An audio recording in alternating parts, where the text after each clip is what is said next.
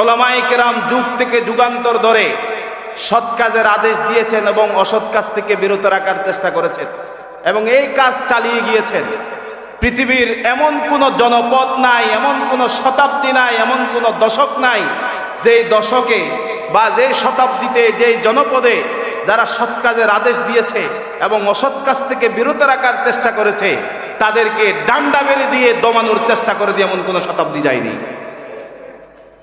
কিন্তু যারা উলামায়ে কেরামদেরকে এভাবে দমন করার চেষ্টা করেছে, সৎ কাজের আদেশ যারা দেয়, অসৎ কাজ থেকে যারা বিরত রাখে, তাদেরকে দমানোর যারা চেষ্টা করেছে, আজকে তারা নিজেরাই কবরের সাথে মাটির সাথে দমিয়ে গিয়েছে। ইমামুল আজম ইমাম আবু হানিফা রাহিমাহুল্লাহ ওনার জন্য দোয়া করছে, ওনার গবেষণাগুলো নিয়ে উপকার হচ্ছে, উপকৃত হচ্ছে। প্রতিদিন লক্ষ লক্ষ মানুষ এই জগতের মধ্যে, এই দুনিয়ার মধ্যে আছে নাকি নাই?